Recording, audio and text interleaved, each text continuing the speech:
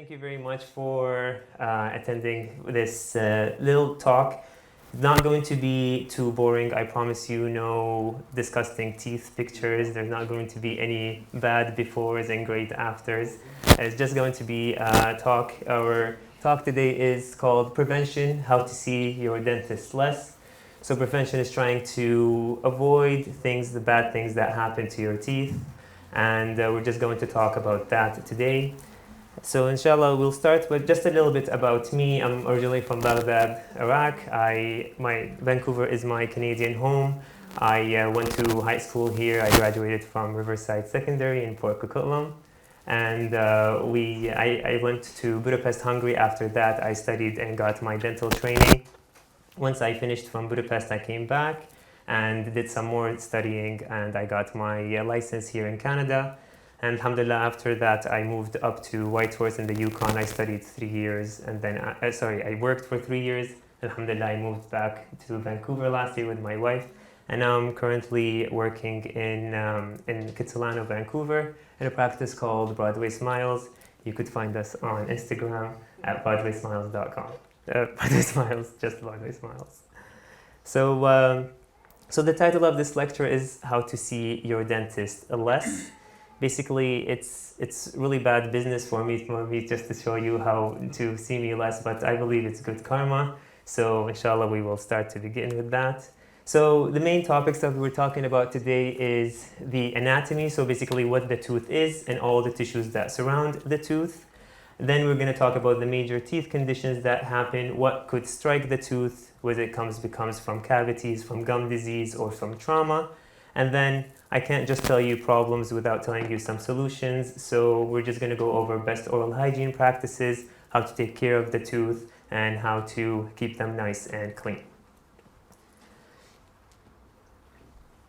All right, so we will start with the anatomy. So basically, most of the things that we will be talking about is the tooth today and the gum. So the tooth, these teeth, and the gums that surround the teeth.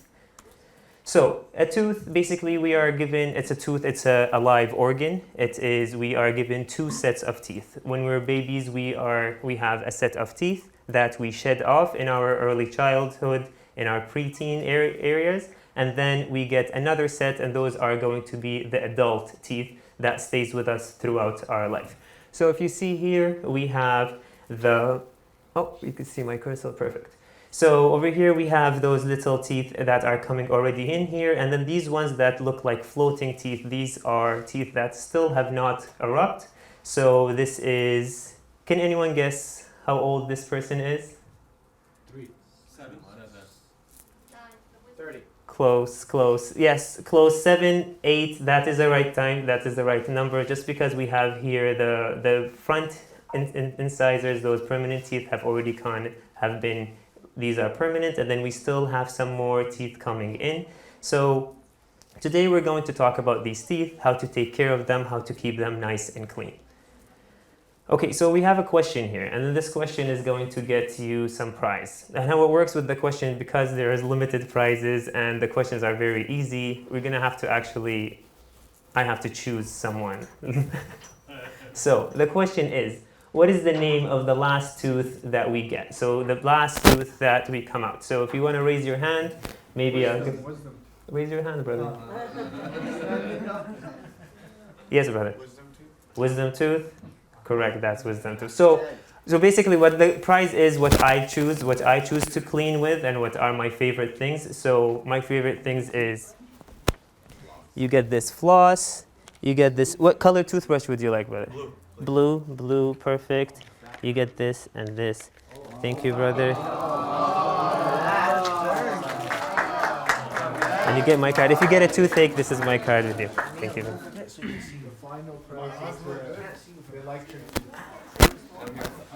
All right, so let's talk about the tooth. What is the tooth and what it is made out of?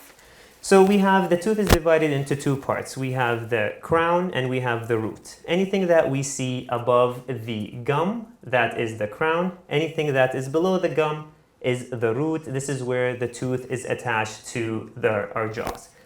If we go into details about the layers of the tooth, we have 3 layers. We have the outside, which is the enamel. That is the hard shell. That's the shiny white part of the tooth. And then under that, we go into, there's a middle layer called the dentin, and that is more of an organic material. It has lots of sensory areas. And then inside the tooth, which is the middle part right in here, this is where the nerve and the blood vessels are held. Here, this is where like the center of the tooth, this is how the tooth is attached to the rest of our body.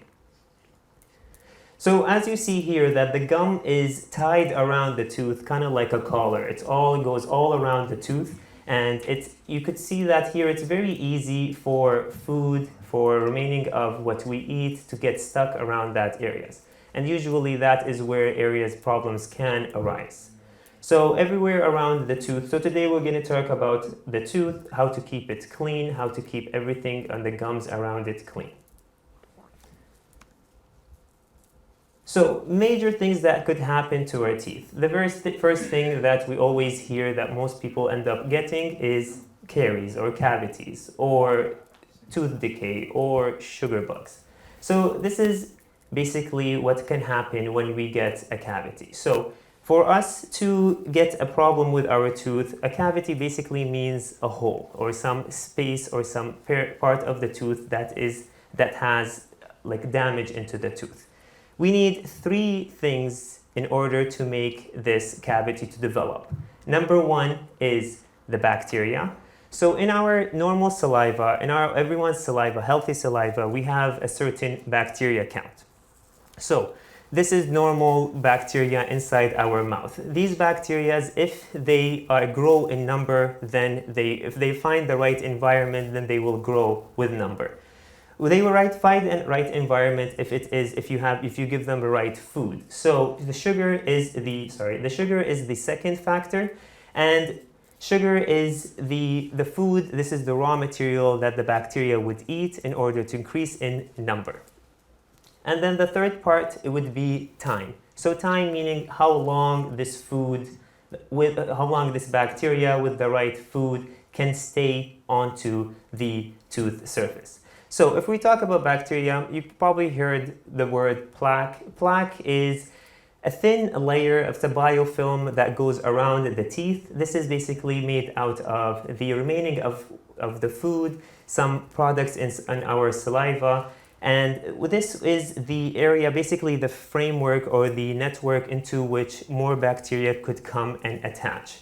So with this bacteria, having the right food, having the right raw materials, then it will increase in number. If it's there for a very long time, the bacteria will increase in number, and then that's how the tooth could eventually start to cause a decay to happen. So everything that you hear that is bad for your teeth, probably attributes to one of these 3 things. Either it is, so if you do not brush your teeth, it's for a longer time that these bacteria is put in your mouth. If you eat a lot of sugary foods, then you're supplying those bacteria with a lot of food. Then also you have the bacteria count from one person to another, it is different. So there's lots of people, you get like a husband and wife that they both brush their teeth, they both have the same diet, but they would come to the dentist. One would have cavities, one wouldn't. And that could be just your normal genetic makeup. There could be a lot of bacteria in your own saliva. So some stuff are within our hands, some stuff are not. So if your bacteria number is high, it just means that you need to take more care of your teeth. So this is, if you go back down to like the molecular level of what happens to the healthy tooth and how could it easily causes this cavity. So you have a healthy tooth over here, and then you get this plaque. The plaque comes, we said, if you do not clean properly, if you have food remaining around on the tooth, then what happens? Then the bacteria come and attach to that sticky layer that's onto the tooth. When the bacteria, they would start to digest the sugars, digest the food, they release an acid. And if you guys know what an acid is something that it's usually an acid. If it's put on a surface, it dissolves parts of that surface. So The enamel, which is that outer layer, if we go into this slide, if you could see right here, there are very little parallel lines or crystals onto the tooth surface. Those crystals are filled with calcium. Those crystals are filled with phosphate. Those are the main two crystals that make up the outside of the tooth. So if you bathe that surface with acid, or you apply a lot of acid onto that tooth, then slowly those crystals would release those calcium or release those phosphates out of the tooth into it. So the tooth becomes weaker. The tooth becomes more likely for the destruction to happen to it. So once this acid is put on, once the environment in the mouth is more acidic, then it releases those ions, it releases those calcium and the phosphate molecules into the saliva, so then the tooth becomes weaker, and that's how a cavity would form. That's how you would end up with a hole inside your tooth. So I have another question, and this is also a very good opportunity for you to win a toothbrush. So what's worse for you? This, on the left side, we have raisins, and on the right side, we have grape. So if you guys know, grape, if you dry it, it turns into raisins. So if they're the same batch, same sugar level, from the same farm in Kelowna, one is a raisin and one is grape. Which way, guys? If you guys raise your hands, and then you could answer, and then take a guess maybe, or a well-educated guess. Yes, sister. Okay, that is correct. Why? Exactly. That's very much. So salawat, please.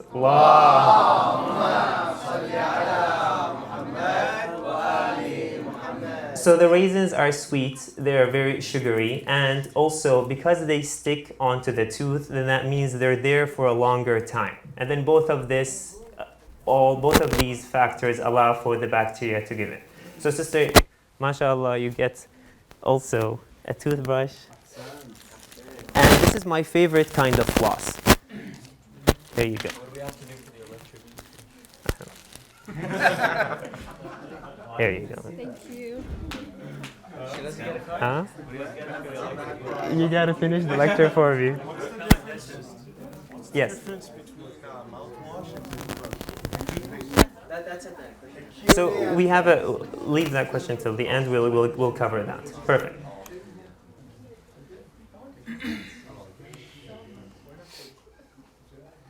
Perfect.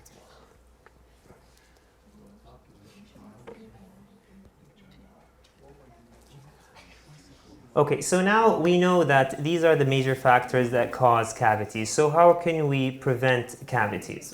So the number one is limiting sugar diet. So basically we're starving these bacteria. The bacteria won't have the best diet. This does not mean only sugar causes cavities. Any food that we eat that we don't clean off can eventually cause cavities, right? But sugar is the worst, or is the biggest evil or devil in this case, is because the sugar is small molecules, and it's the bacteria's favorite food. There are some other molecules that we eat, they're larger in number, so it's not the best food source for this bacteria. But sugar, especially the fructose, sucrose, things that we find in even like natural fruits or in sweets, it is the best diet for the bacteria. So that's why we would if we want to decrease our risk for getting a cavity, we limit the sugar diet. The next thing is limiting snacking frequency. Emphasis here on frequency and not the snacking. So it's not about how much you eat, but it's all about how often you eat. And it is very important. And to help me try to explain this point, I have a very, very fun diagram for you. I don't know if you will consider this fun or I'm the only nerd here, but basically let's try to work out what this diagram is. So this graph has two axes. The one that's the vertical axis, this is the pH, and the one that's horizontal, this is time. So pH, it's a scale of how acidic a solution is. It starts at 0 and until 14, and 7 is the neutral state in the middle. Anything under the 7 is considered acidic. Anything above 7 is considered basic or alkaline. Good job. So we start here at around 7.3. So that's basically our neutral, or like our baseline. So we're very neutral, just a little bit acidic. So we start at 6 a.m.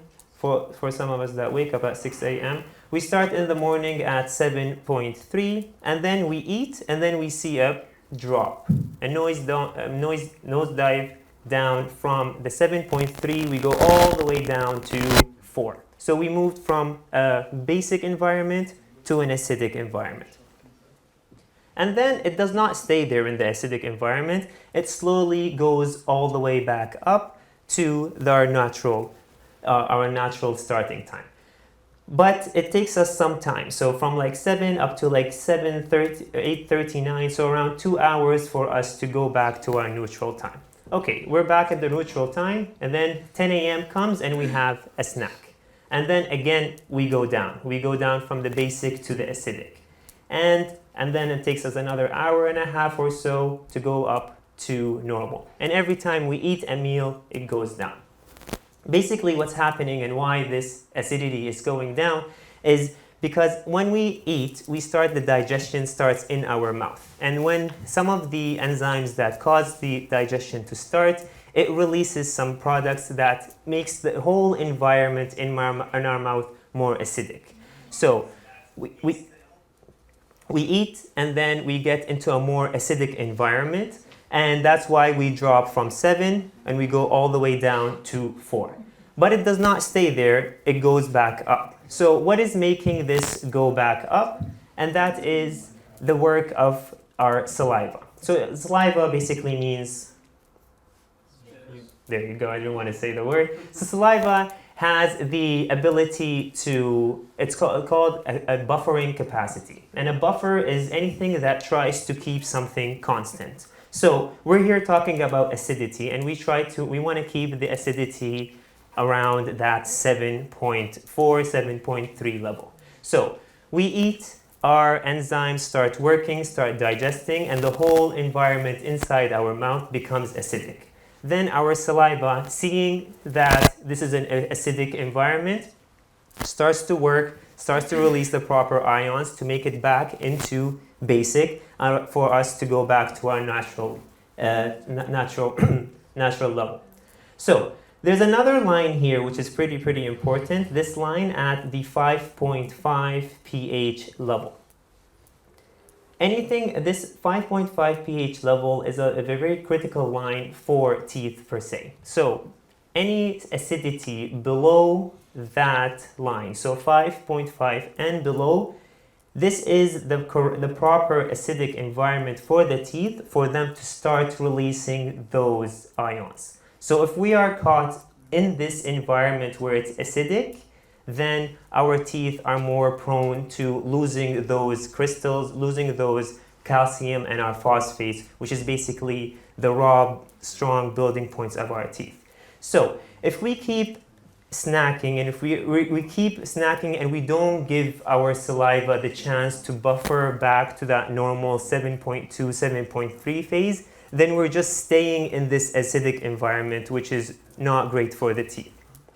So if we are constantly snacking, there are some people that open a big bag of chips and they they don't eat it all at once, but they kind of spread it out on the whole day. Or they're just the way that their diet is, just the way that how their stomach is, for any reason, they don't take meals, they end up just snacking for a very long time. If that is basically the worst you could do for your teeth because you're just staying in that acidic fun. If this is how your lifestyle has to be, it doesn't mean that you just give up. It just means that you just need to introduce more brushing. Brushing doesn't have to be only in the morning, at night. You need to introduce some brushing during the day, because when you do brush, when you do rinse out your mouth, you're helping your saliva to go back to that buffering stage, to go back to the 7.4. There are people that when they get ill, they get something called dry mouth, which is something that I'm experiencing right now because no one put water here for me. But dry mouth basically is when you don't have that much saliva inside your mouth. So that buffering capacity is lower. You don't have enough liquid in your mouth to help kind of release or change this environment back from acidic to neutral. So this is how, if we limit the frequency, if we limit how often we would eat, then we at least every time we eat, we go into something acidic, and then we give it some time, and then we will at least go back to our normal 7.2, 7.3 level, and then we stay in a neutral environment, which is a little bit better for our teeth. So, a question. Yes? Do these drops happen on any snacks or all meals? Basically, enough meal to have some digestion going on. What food it is? Well, if it's something that is already acidic, it does help. It does not help in that case. So if you drink like a fizzy drink or lemon juice or something like that, it does help bring it down and keep it in that level. So that's why there are people that, like, say if they do a lemon juice shot, it's best to do it, but it's better to rinse after. It's better to brush your teeth after, because all that acidity around is not good. Thank you for your question, man.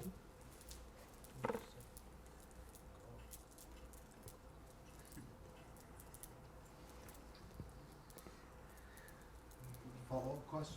Yeah. If you're chewing gum, Yes. does it also So actually chewing gum, especially xylitol gum, is actually good because when you are chewing, it does activate your salivary glands, and it makes them emit more saliva into your mouth. So that is actually good for you if you chew gum. However, chewing gum is very bad for your jaws. So it's kind of, you choose your poison here.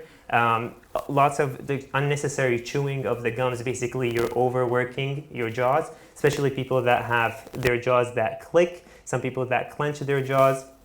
You should not be chewing gums. All right, so the next question that we have here, which is for another beautiful toothbrush and my favorite floss. What is worse for you, Aero chocolate or caramel? caramel? So if we could have someone, oh, thank you, brother. Oh, you didn't have to.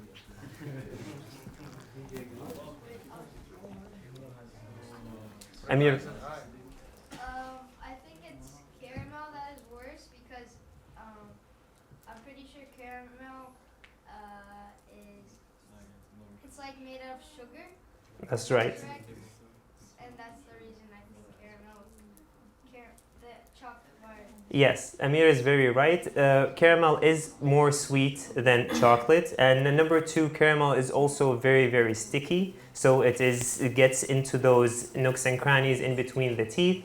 And also chocolate on its own, for those that like chocolate, it actually has a fatty layer that coats the teeth against some acids. So chocolate in a way is it's not as bad for you on its own, so you could maybe indulge, but it's very important to brush and floss. Thank you, Amir. Salawat.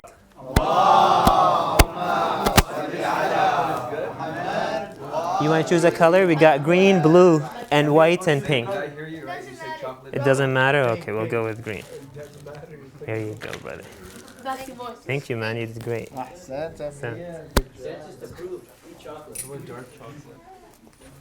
Yes, especially dark chocolate is even better, just because it is low on sugar and because of that fatty layer. First time I heard doctors saying chocolate is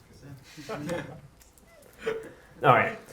So there's the third thing is, of course, cleaning after meals. So yes, we do brush in the morning to keep our friends, and we brush in the night to keep our teeth. But it's also brushing in between meals is also very important.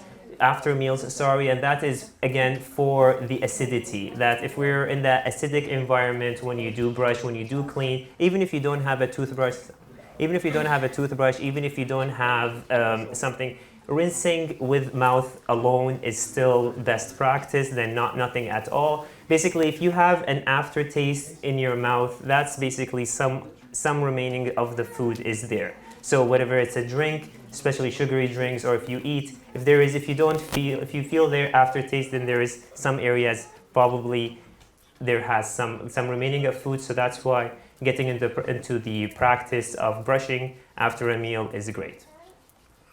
All right. So the number 4 would be limiting acidic drinks and foods for the obvious reason, and that is because of the whole acidity, and being in an acidic environment does release those calcium and phosphates ions, and that's what we want. So basically, if you've been to the dentist and you put fluoride, has anyone here had fluoride varnish after a cleaning?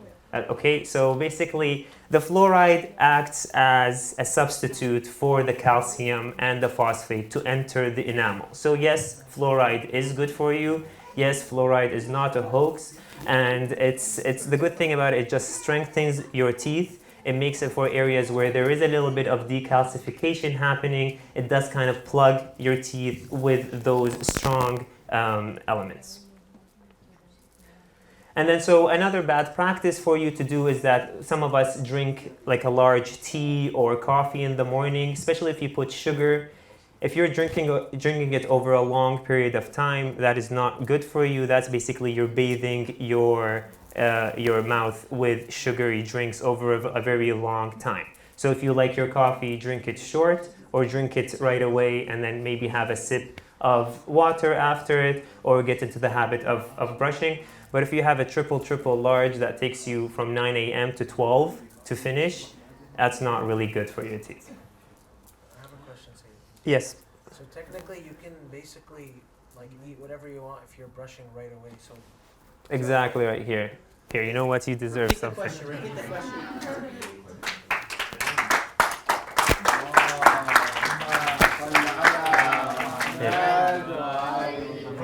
Sayyid Mehdi said basically you could eat what you want, you could drink what you want if you clean after. And that's basically the zibda of my lecture here today, is that you could eat what you want, you could have as much sweet stuff as you want, but if you clean after, that's basically that's how you're supposed to maintain them and how you could keep them clean.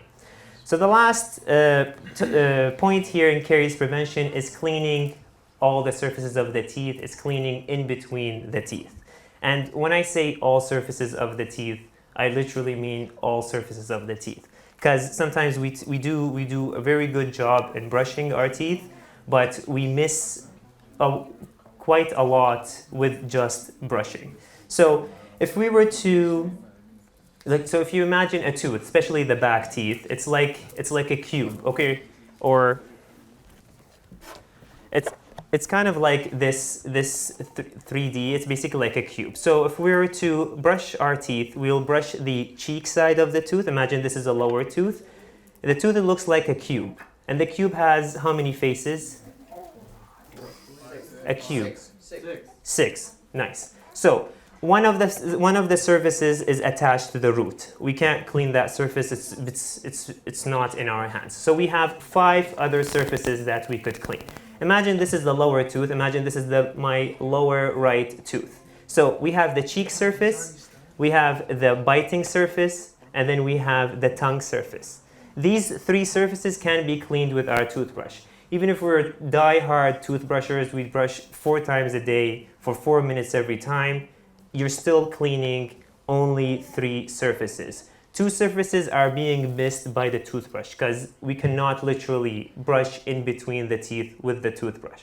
So these 2 surfaces are left unbrushed, which is 2 out of 3 is a very, very high number. Like imagine this teeth. All of this is a full adult, okay? And an adult, say an average adult, if they've lost their wisdom teeth, they have 28 teeth, 14 on top and 14 on the bottom. So every tooth has 5 surfaces. 5 times 28 is 140. Okay? And then if we brush on the biting surface, we brush on the cheek surface, we brush on the tongue surface. So 56 out of the 140 surfaces gets missed every time we brush. And that's because we're not going in between the teeth. So 56 out of 140, that's 40%. So around 40% every time you're missing 40% of your teeth are not being cleaned properly, which is a very, very high percentage to be comfortable with. So these surfaces that are missed are the surfaces that are in between the teeth. This is where one tooth and then if there's two teeth next to each other, the only way we could clean in between the teeth is by finding a method to clean in between the teeth other than toothbrushing, because toothbrushing cannot get in between the teeth. So every time we brush, we miss that 40%, you're basically leaving it to chance that 40% of your teeth can get a cavity. And that is basically what I see most of the work that I do on every day is people that have cavities in between the teeth. Because the teeth are usually strong. It's like we do, even if we slack on the brushing, but we're doing okay. Some of us, most of us that grew up in the Middle East, we had fluoride in our water, we have very strong teeth, so that's great. But still, there is 40% of our teeth are being missed. So how could we clean those 40%? We cannot use a toothbrush, but what could we use? What comes to mind? Floss. Nice. Floss. Floss is the most common thing that we could brush with. There are two. There is like the traditional thread, and then there is also those picks. There is a demo over here about them. So these ones, the floss is very good. It goes in between the teeth. If you're good enough to floss with your hands, that's perfect. If you want the world to burn and die and you don't care about all the plastic, you could use the picks. They also do a very, very good job, but you need to choose something that works for you. So one of the first things that we could use is a floss.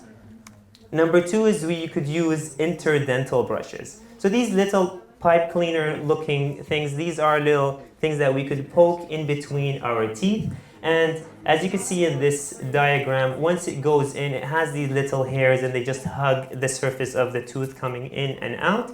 They're very efficient. They might be time consuming. You might need more than one size, smaller for the front teeth, maybe bigger for the back teeth.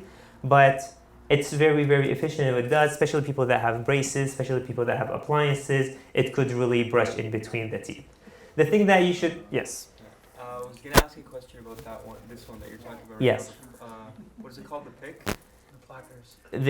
This one in the middle? Yeah. The interdental brush. Yeah, so aren't you more like prone to damaging your gums if you use this one? So that's very true. The point I made about choosing the right size for you is key, because people that have very tight contacts, very small spaces in between the teeth, there is very fine, like thin hair. They come in really small sizes. So that's the thing where you got to choose the size. Sometimes they come in a pack where you got all the colors. You could go from like the pink, yellow with the small ones all the way to the large ones. These ones, you got to choose the right size for you, because just like Brother Mustafa said, that it could cause some damage. It could cause, because if it's put into a tight spot, it will actually make the room for it. So that's why you could get a gap. But if you choose the right size for you, you should get to it. And that's what brings us to this. This is the other devil. This is like what we find in Chinese restaurants after our meals. This is the worst thing, which is the toothpick. So if anyone here uses a toothpick, please don't use a toothpick. The toothpick, it's made out of wood. It's not flexible.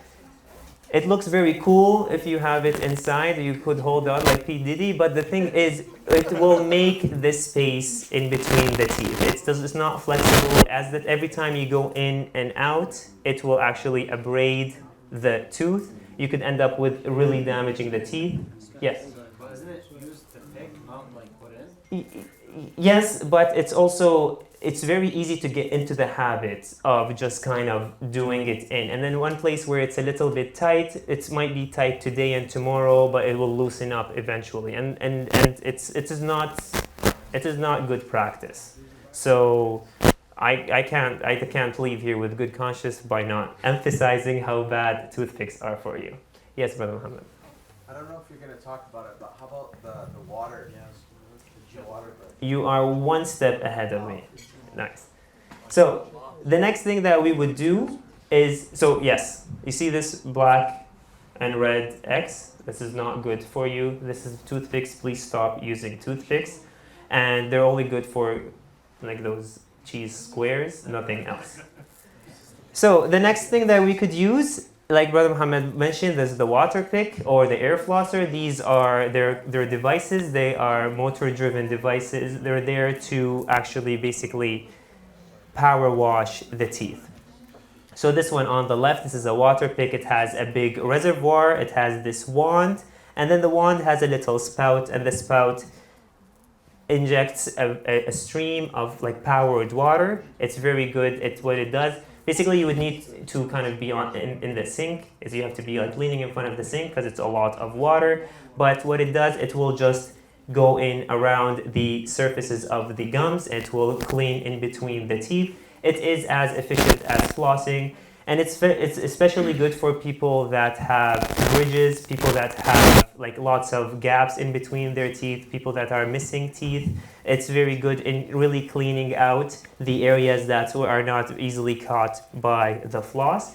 This on the right-hand side is the air flosser. This is a similar device. It has maybe a smaller reservoir, so you might need to fill it more than once in one go. But this also has a spout, and when you press the button, it will shoot a puff of air and water and basically drive anything that is in between the teeth. So both of these are, so if your hands aren't, if you're not good with your dexterity, if you're also very plastic conscious and you want something else, and if you don't care about water, you could use the water pick and the air flosser.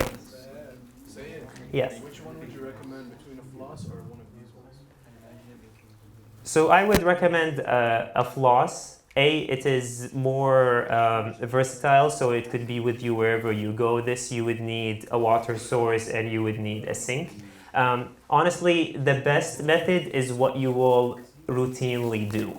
So whatever gets you to actually do it, if you have the time, if you have the ability, you have the money to buy these devices, everything, all of it works, but it only works if you do it.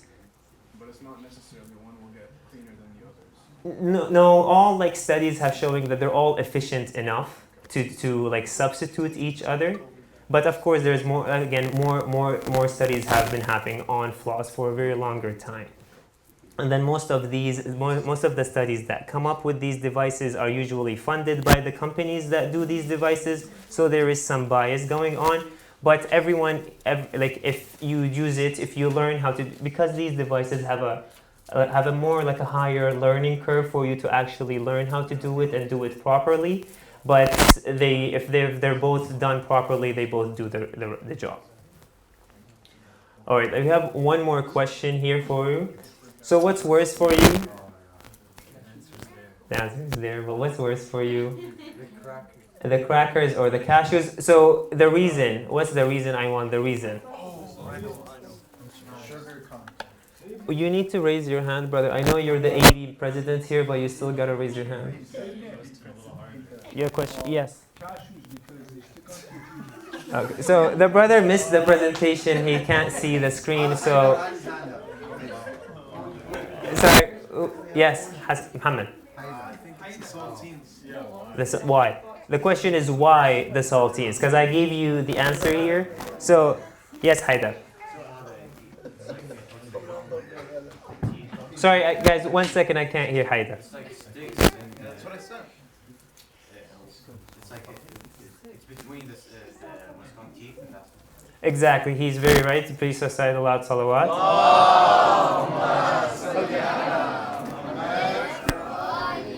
So the reason why the saltines are worse for you is because of what he said, is that when you eat, there's always this leftover, there's small little crummy things that go all around the teeth, and that is full of starch. Starch, basically, once it gets broken down, it is very good for more bacteria to come and stick onto it.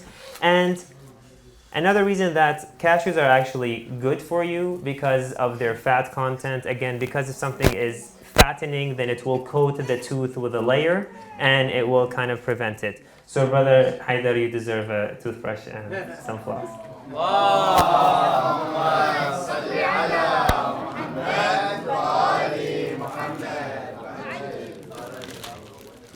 You don't have your helper today?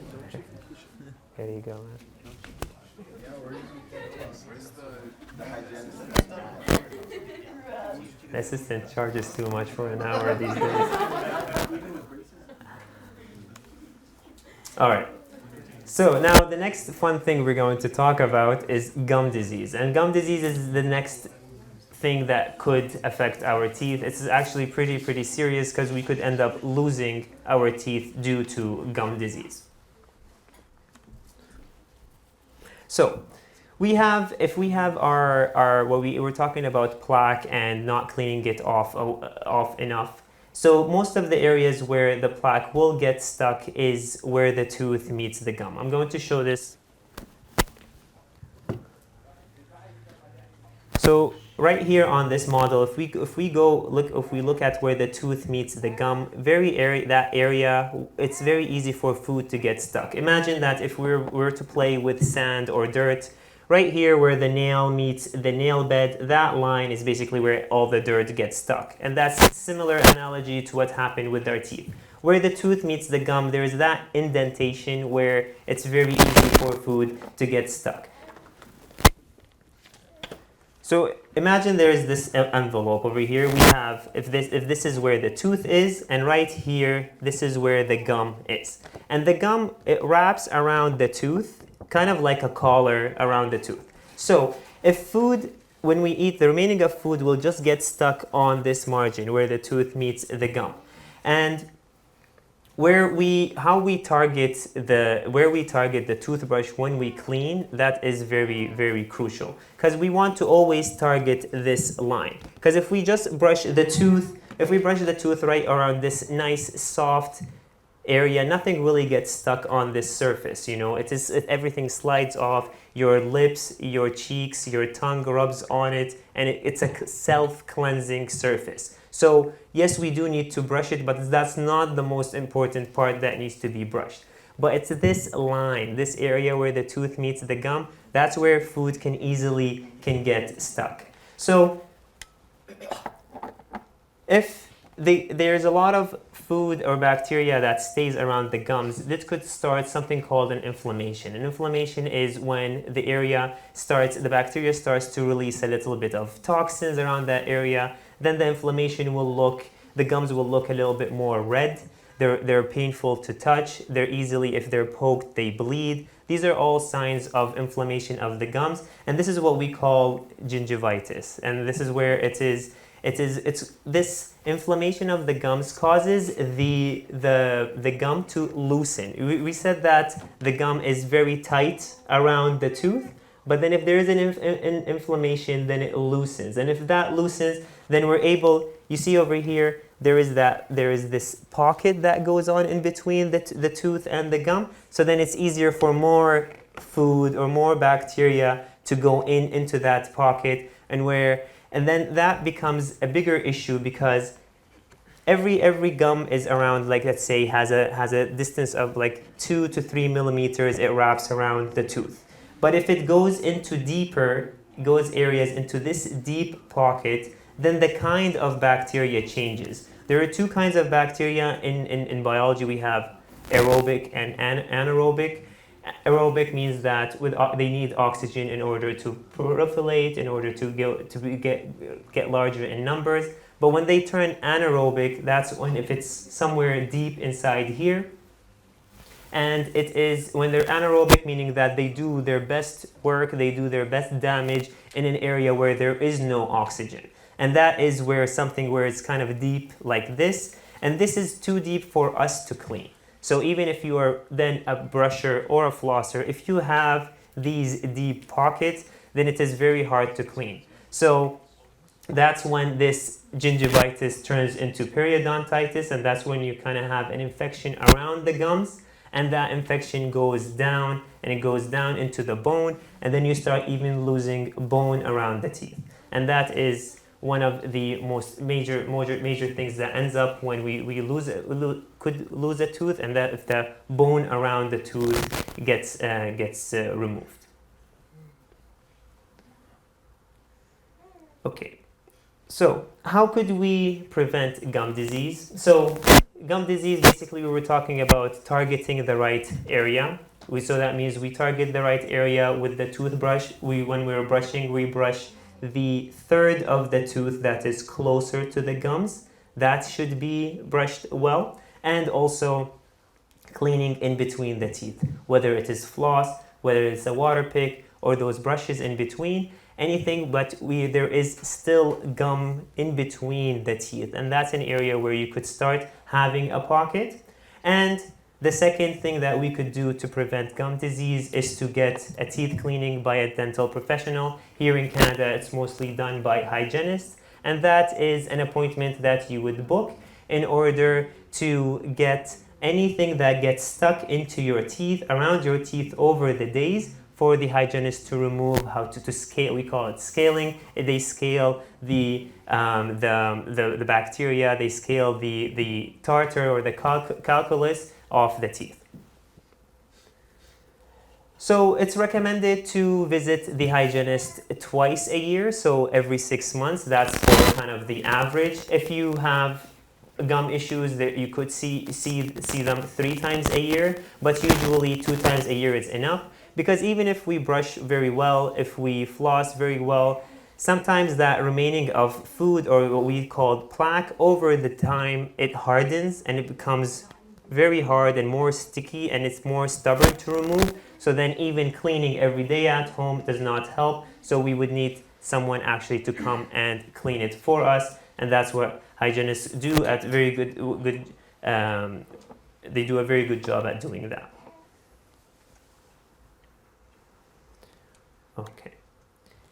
Now the third thing that we're going to talk about that mostly happens to teeth is trauma. So trauma could be like accidents, actual, like you get a blow to the head, you fall on something, you get into a car accident, you get punched in a fight. That is an actual accident or an incident that could happen to our teeth.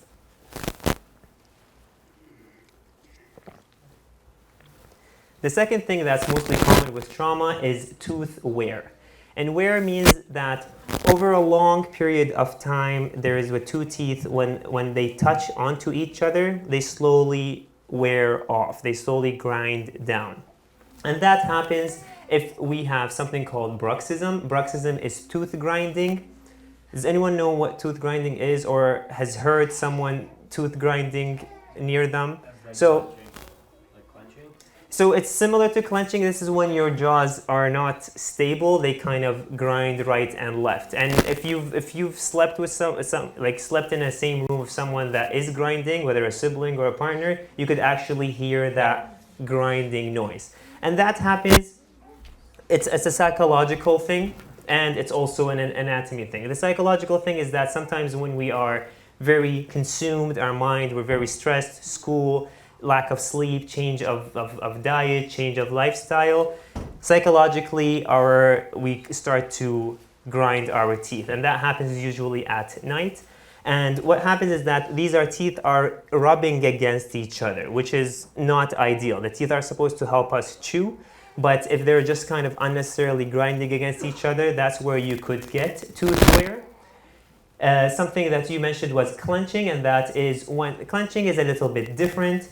Clenching is when the teeth are really, your jaws are closed onto each other very strongly, and that's kind of, that is clenching. Or if you have an inappropriate bite.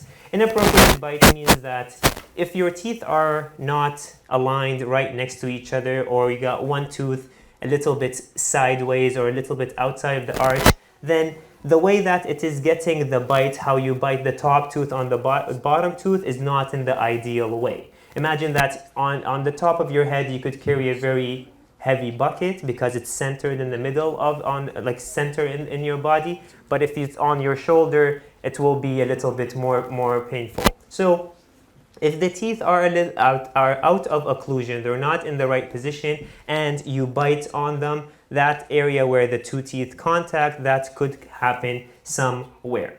And then the third kind of wear could be just the bad habits that we have, such as nail biting, or people that if a tailor puts a lot of those pins in between the teeth, if people use their teeth to open wrappers or cut clothes ties, or like the price tags, all of those kind of things. Please, your teeth are very, very precious.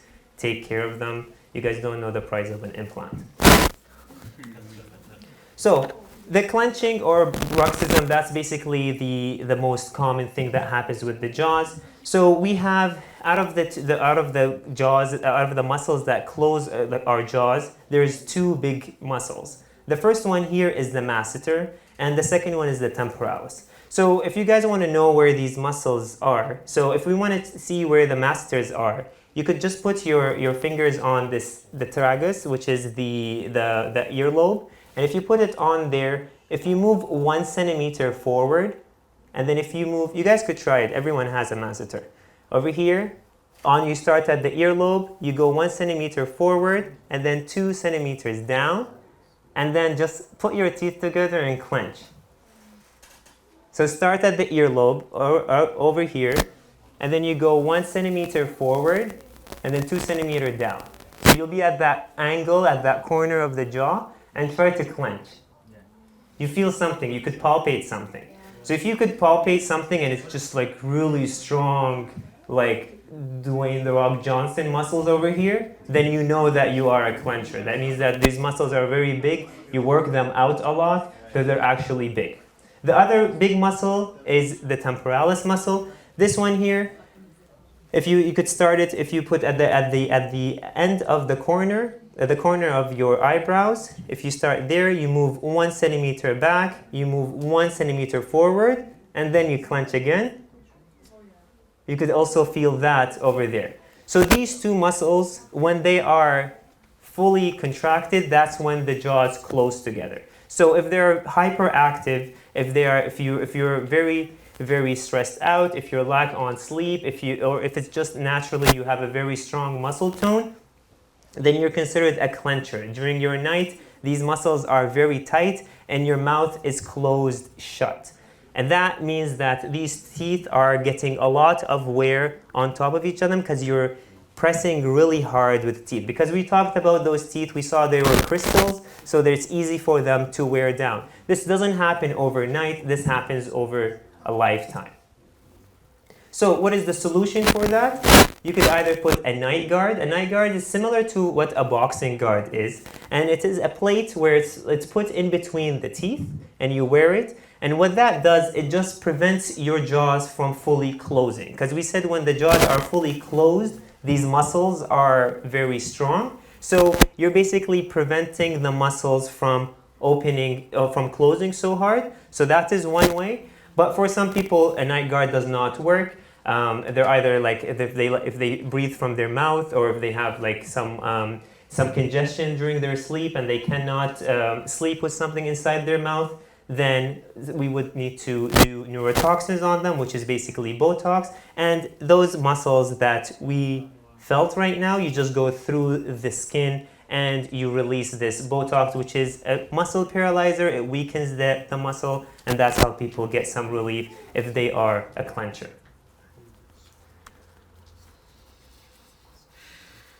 All right, so I think the next thing is basically just prevention. This is kind of what I use at home. This is my routine. I brush 2 times a day, morning after breakfast, because again, for that acidity that causes it after the meal, and at night after my last meal or after my last snack. And this kind of prepares me for sleep, that if I could sleep, I don't have any remaining of food around that area. I'm sure that I have cleaned all surfaces of the teeth, not just brushing. I do cheat here and there. There are a few days on the weekend I would not floss. So this is the best that I could do, 5 times a week, and brushing 2 times a day. Yes? You said you brush after breakfast or before? After. Because I've heard it's better to brush before breakfast. It's like when you wake up, there's a lot of bacteria on your teeth.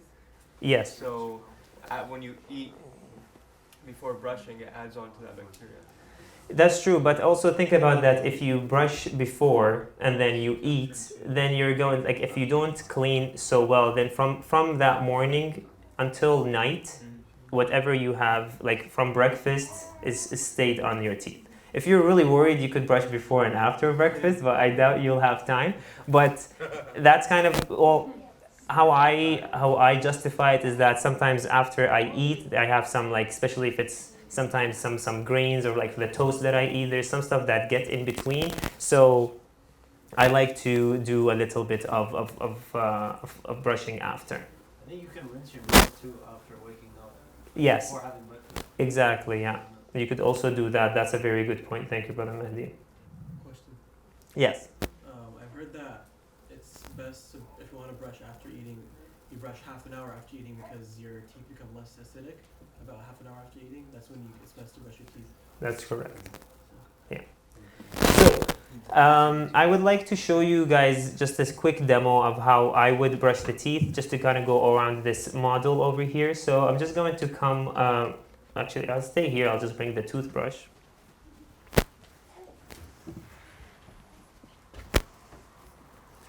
So one of the most important things that we would use to, that we need to target when we are brushing, we said we want to brush that area where the tooth meets the gum.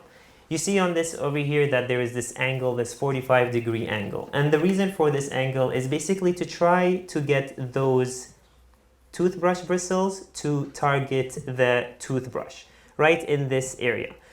With the toothbrush, always if you get a toothbrush like the one you get here or anywhere, if you would ever buy a toothbrush, make sure it's always soft or even extra soft.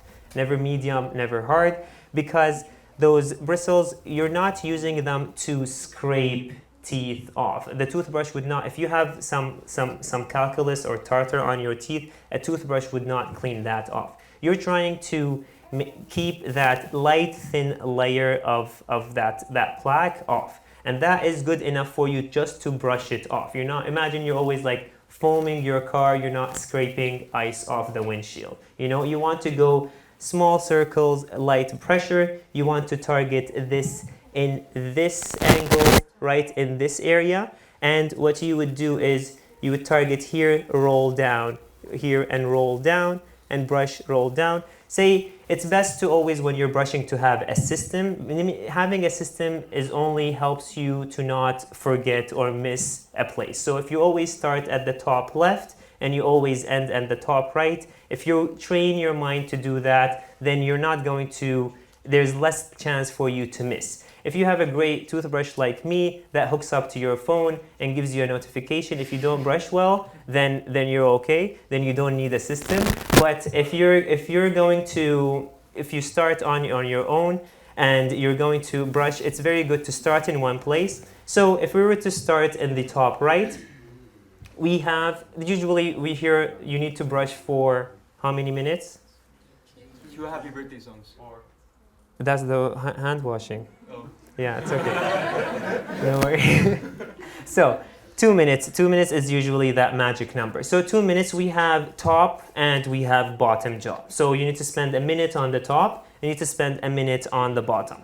And then if you're going to take this top arch and you're going to, let's divide it into 3. Let's do the back side on the left, then do the front, and then we do the back side on the right. So that's 60 seconds, 3 parts, 20 seconds each, which is perfect. Again, if you have a toothbrush, that's awesome. Like my toothbrush, when you turn it on, it will brush for 2 minutes and then it will stop. So that's another way to kind of keep on track. But 20 seconds, you're brushing on the left side. So you start on the outside. Everyone does a very good job on the cheek surface. We're targeting where the tooth meets the gum. Where the tooth meets the gum, we brush on the cheek surface. Then we move to the biting surface. We brush the biting surface. And then the most forgotten place is the inside of our teeth. Usually we do a very good job and we just brush these cusps, those sharp things on our teeth. But it's actually right in here where the tooth meets the gum on this side as well. That is the same surface. As much as we do a good job on the outside, we need to do a good job on the inside. So 20 seconds on this third, and then you move on to the front. Everyone does a good job at the front because that's what people see, and no one wants any cavities or fillings done on their front teeth. So everyone does a good job on here, but they also forget the inside of the front teeth. So it's very hard to target it this way. The toothbrush gets in the way, so we will move the toothbrush and it will become vertical. It's vertical meaning that the stem is towards the ground and the bristles is towards the mirror. And same thing, small circles, light pressure, and then you're targeting the gums on the inside. Then we move on to the right, cheek surface, biting surface, and then that tongue surface on the inside. Move on to the bottom, same thing. We would brush the outside, we brush the biting surface, and then we would brush the inside of the lower teeth. This is, for some of us, it's quite deep. So for some of us, it is very close to where we would gag, but we still need to brush that teeth. If you have a gag reflex, maybe take nice deep breaths, hold your hands in a fist, hold your thumb, yes, squeeze your thumb in a fist, something to do that, but you need to target that surface where the tooth meets the gum. It is quite deep inside here. And then we move on to the front, nice horizontal strokes. Then to get into the middle, we would need to flip our toothbrush upside down, stem towards the ceiling, and we would brush the inside, and then we'll move on to the right.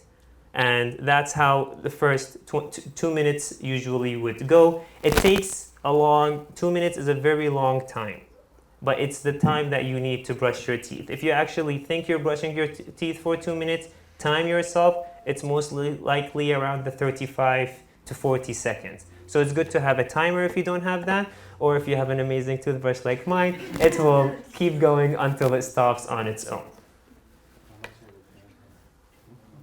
So I have not been sponsored for this talk. I would like to know that Philips Sonicare, I contacted them, but they're like, imshi walli, so they didn't give me anything anyway. So the next thing we will do is the flossing. And for the flossing, it's very important to know how to hold the floss. So I'm going to demonstrate. Question about the brushing first. Yes, for sure. Don't most of the toothbrushes have edges where they go into those areas that you don't have to go up? Like it covers that bottom, you know what I mean? Yes. So like instead of going, like holding the toothbrush up, if you hold it normally, won't it cover those areas in between your teeth? So then that depends if your toothbrush have these extra bristles and all of that, but in a way that you make sure that you're targeting those surfaces, you could, like that's the best way to target it. But of course, some toothbrushes, they're getting really high tech these days that you're right. They have even some rubber stimulators in them. They will allow you to kind of also stimulate the gums while you're brushing. That all does help. But imagine I'm talking about like a very average toothbrush. Usually that would be it. Okay? Yes. I'm just wondering, is this why it's better to get the electric, because they already do the spinning, so then you just have to hold it? Exactly, yes. So another reason why an electric toothbrush is good is that usually, say if we're right-handed, we do a really good job on the left side of our mouth. But then when we move on to the right, we're usually brushing off axis, and that is usually we end up neglecting the right side a little bit more. So the good thing about the electric toothbrush is exactly like Sister Sarah said, is that it does the job for you. It does the job wherever you go. It does the job for you. You just need to place it. So in this situation, if it's an electric toothbrush, then you're just holding it in this area. You're brushing 2-3 teeth, then you move on to 2-3 teeth, you move on to 3 teeth, which is perfect. So with this, next thing I will do is I will show you what how I would floss. And 1 second.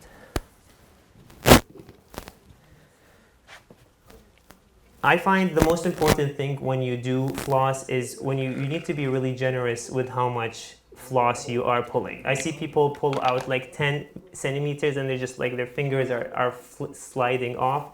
No, you need a large big amount. Wrap the floss around your middle finger so it is nice and raw. You're in control. You need to be in control because you have, how many surfaces? You have 56 surfaces you need to clean. So you wrap the floss around your fingers, then you have 4 free fingers that are free. Does anyone want, I could give them a piece and they would like to also do it? I could give you a small piece. Yeah. Anyone interested? Okay. So صلوات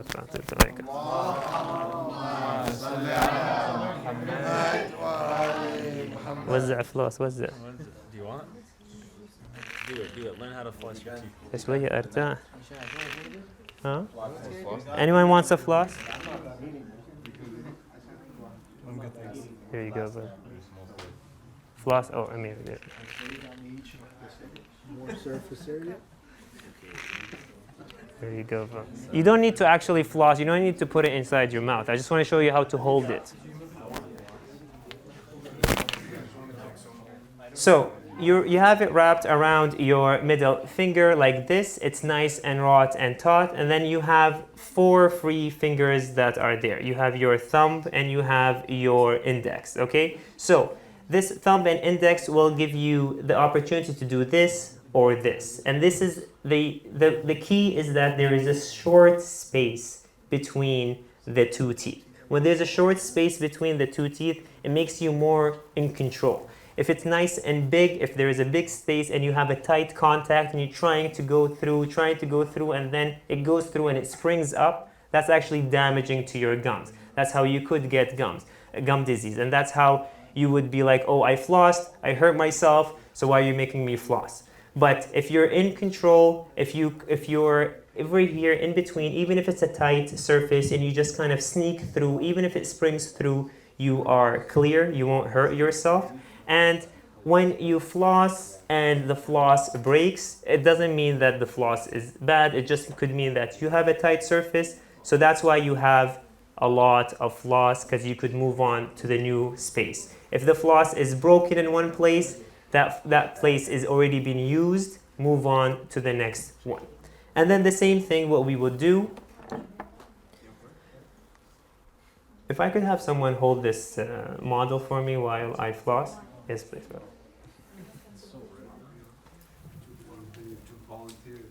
Oh, he was faster. Well, this guy's doing the floss with this. No, it's okay. Hold it up. So hold it up. So when we are flossing, open the mouth. Perfect. So when we are flossing, it's very important that, like we said, we have a short distance between our teeth. And then everywhere where the floss would click, everywhere we would floss, you're taking care of 2 teeth. Okay, so we got in between here. You have to take care of the back side of the front tooth, and you have to take the front side of the back tooth. So anywhere where the tooth does click, you would need to pass the floss. And you move on, and you need to make sure that you floss behind the very last tooth. That's usually also forgotten. Same thing on the bottom, same thing on the front. And then you get into the front. You could maybe close the mouth a little bit for me, please, Brother Mustafa. Thank you. And then you go in between here. It's easier on your own mouth, trust me. But then you go in, and then you make sure that you are following the floss until where the tooth meets the gum, and then you slide down. And then you go up, and you slide down. If you're... Thank you, Brother Mustafa. Thank you. Please recite Salah.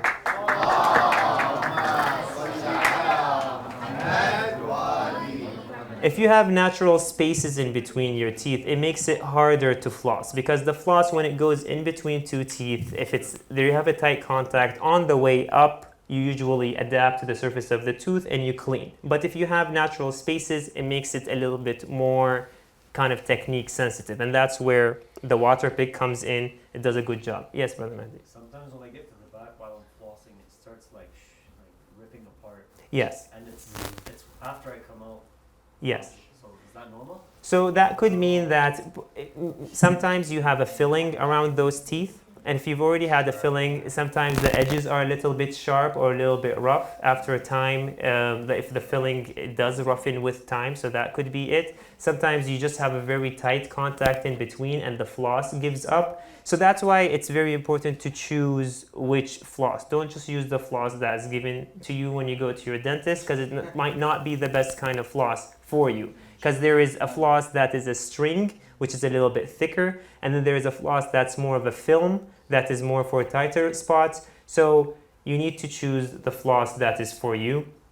And it's very important that at least it's a habit, it's a lifestyle. So it's not something that you need to be kind of realistic to adapt it slowly into your lifestyle. It's very important that you choose the best time for it. It doesn't always have to be at night, it doesn't always have to be in the morning. At least if you're in there a few times a week, you're basically allowing those surfaces to be cleaned. So choose the right time for you, choose the right floss for you, and if you start flossing and you feel that it is painful, if you feel that it is bleeding a lot, that is okay. You're not alone. Everyone that goes away from flossing for a while, when you come back to it, it does hurt a little bit, but you have to imagine that for a very long time, nothing has been cleaned in between those teeth. And then those teeth have had the food there for a while, where they had the bacteria hang out for a while. So there is already an inflammation going on. So that could be the reason why you're bleeding at first, but if you floss through that, if you continue flossing, then you'll end up getting, then the bleeding will stop. It does not cause gaps. If there's any misinformation going on that flossing actually causes gaps, it does not. Actually, we said what causes gaps? Toothpicks. Nice, thank you guys. Salawat.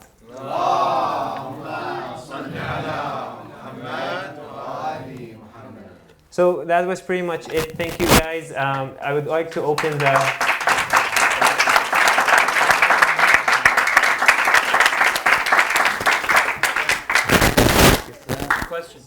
Yes, I would like to open for a question. Yes, Brother Ali. Does the brand of toothpaste, does that make any difference whatsoever? Okay. So my unprofessional opinion, no, it does not affect. If you're thinking about it, that the toothpaste is only like a detergent. Okay, so it's there to cause that little foaming going on, so you get that like cleaning action going. Though there are some toothpaste that have extra adds in them that will help someone who needs them. So that means if there is people that have sensitive teeth, if you do have a toothpaste that has more like that is for sensitive teeth, that will help.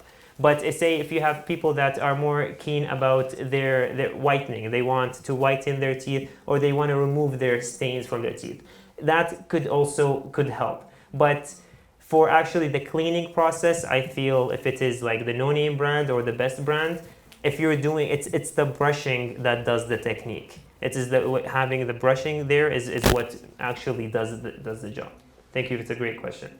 Yes, Brother Farhan. What's the difference between mouthwash and toothpaste? Okay, so toothpaste is, the question is, what's the difference between mouthwash and toothpaste? So toothpaste is there to help you brush. It is there, like I said, it's a detergent that will allow that foaming action to kind of remove the plaque from the surfaces of the teeth.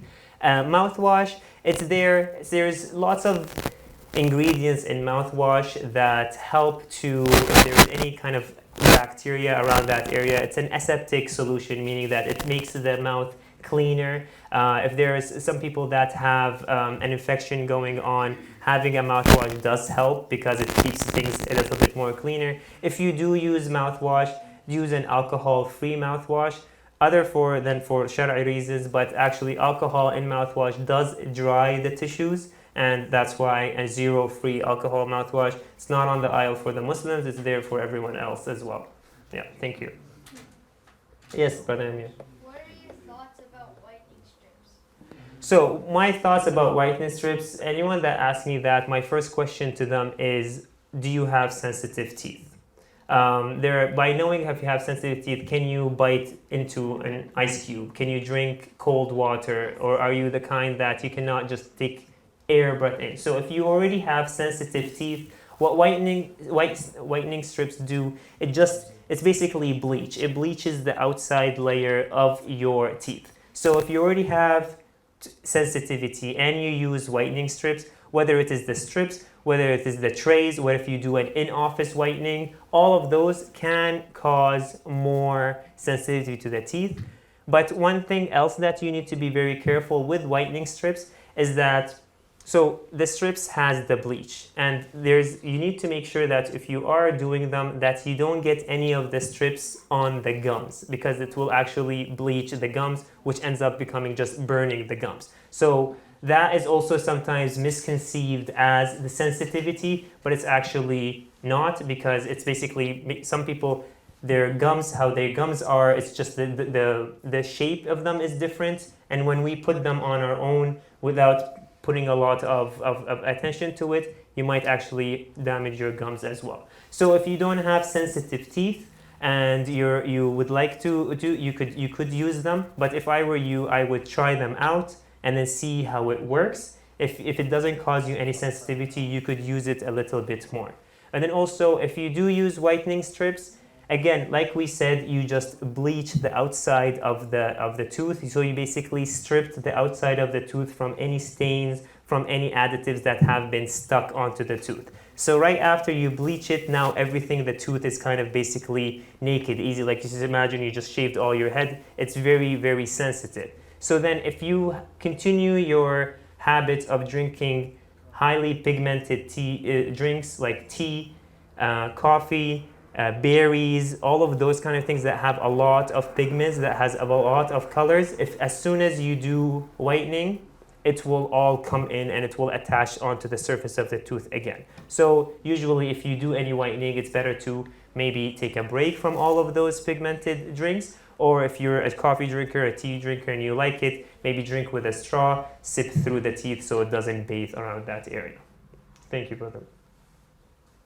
Yes?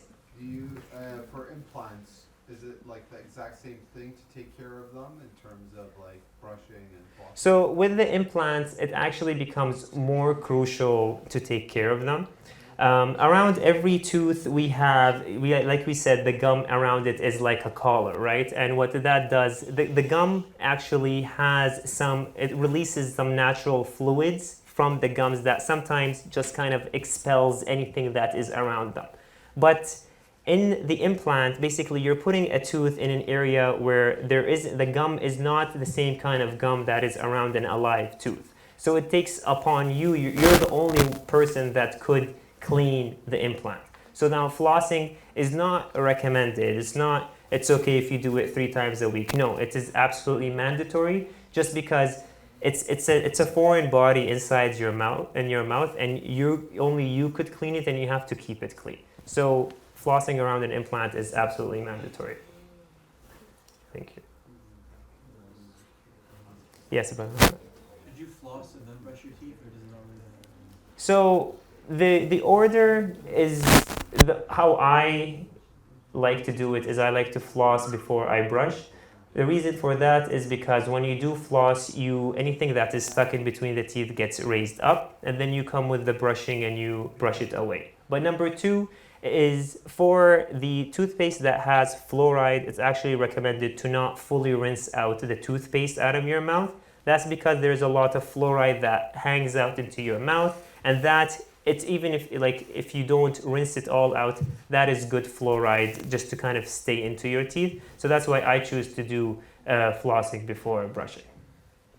Yes, sister. Would you recommend a natural toothpaste that doesn't contain fluoride? So the question about like fluoride into your toothpaste.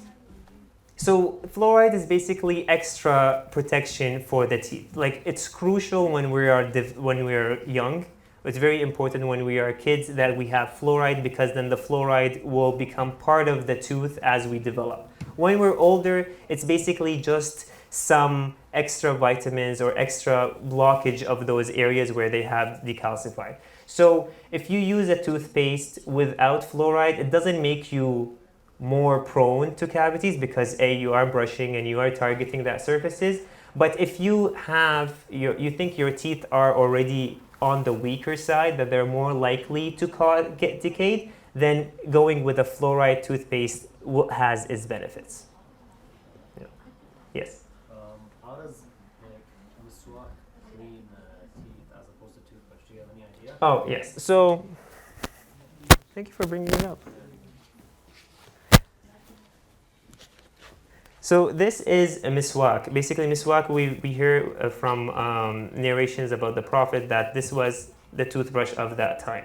And it was part of it was their habit to brush along. So the good thing about miswak, basically, because these soft fibers inside the miswak act similar to a toothbrush, a very soft toothbrush, it is very, very good in targeting those areas. However, it depends on your reach, right? It depends on how loose your cheeks are, how far back your throat. So maybe miswak is very good at cleaning the front teeth. I'm not sure how bendy or how because the toothbrush is, because it's kind of contra angle or off angle, you're able to brush very well. So unless you could really stretch out your cheeks and get the back teeth on, maybe you can.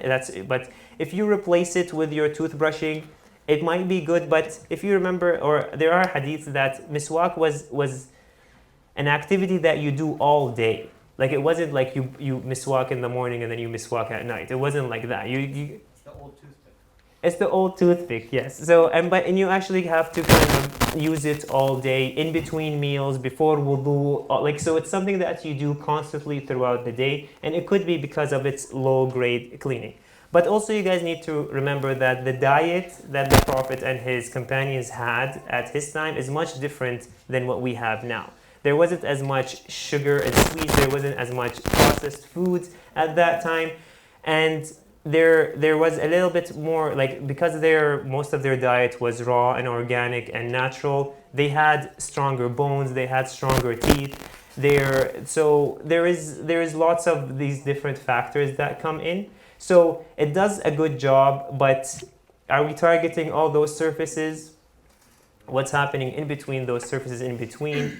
Because the strength of the tooth is very important, and that also depends as well on our genes. We get our first set, those are baby teeth, when they develop when we're still in the womb. So when we're still a fetus, this is where we get our baby teeth. That's when they form. So there's a lot of times some babies, even if they're good, if they brush their teeth or they're low on sugar, their baby teeth are really, really bad, or they easily get decayed. But that all depends on, throughout their journey in the womb, what was going on. Sometimes lots of mothers suffer from malnutrition or vitamin deficiency throughout pregnancy. And most of the vitamins, we need vitamin A, vitamin D to form our teeth. So if we're having malnutrition during our pregnancy, there's a higher chance for that baby to grow up with weak baby teeth.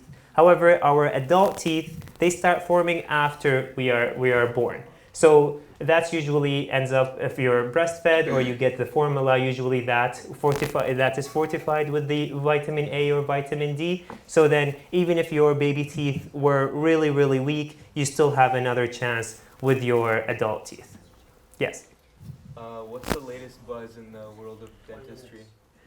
So the latest buzz of the world of dentistry is flossing very important, brother. Flossing is very important, toothbrushing is not good enough. Yes? Say 4 out of 5 dentists. Who are these 4 dentists? So I'm the 5th one here because I'm standing here with you. All right, guys. Just one last, 2 more questions. I've always been uneasy of how I think about these, these disposable toothbrushes. You didn't mention them, I don't think. The toothbrushes or those floss picks? No, they're like little toothbrushes that have some toothpaste in them. Oh, okay. And you just kind of brush it and you swallow it and then you just throw it away. That's for I don't know if you know about Oh, it's maybe for travel. It's for travel. Mm-hmm. It's for let's say hotel. You have a meal, right? Yes. You're in a business conference. You don't want to step out and brush your teeth. Yes. So you're on the go. Okay. And you eat, and then you kind of brush your teeth as you're going around, and then you just. I don't know. You haven't seen these? I haven't seen them, but if they're working, they're great. Maybe they're not good for the environment. But and you're also swallowing everything that. So even if it has fluoride, whatever is in that little piece of toothpaste is not the poisonous dose. Because if you could overdose with fluoride, especially if a baby eats a full tube of toothpaste, you need to call the doctor. You need to call poison control because that's too much fluoride for them. But usually that's why we use kids. We give them kids toothpaste because the fluoride number is less. So even if they eat or something like that, it usually tastes good. It's not as bad. But a baby having a full tube of adult toothpaste is not really good. And so I mean, if it works, it works. But I mean, to use that as your brushing technique, maybe that's a bit of an overkill. Yeah. I know there's people that like do that. They'll Yeah. like get up in the morning and then just leave, like some pilots. Oh. They'll leave and they'll be doing that in the van, and then you know Yeah. like that's their routine. You guys make us wait to board. Why can't you brush when during that? All right, Sister Sarah, you had a question? Yeah, I wanted to ask about wisdom teeth. Yes. What is your opinion on getting them removed if they're not causing any problems? Like, should someone wait until they start like hurting them, or should they just get them removed once they hit 18 or 16 or whatever the recommended age is? Okay, so wisdom teeth, usually it's between age 17 and 21, that's when they erupt. If we have room for them in our jaws, then they are erupt and they come out straight and everything is good. But if there is not enough room for them, then they come out a little bit sideways, they come out halfway in. So when they come out sideways or halfway in, that's when you'll get the pain. If you do get the pain, if it does swell up for you once, it will swell up again. Even if you go on antibiotics, it doesn't fix itself, you would need to take them out. But if they are fully out and they're not causing any problems, it is very important. You could keep it, but there is in this photo that I had,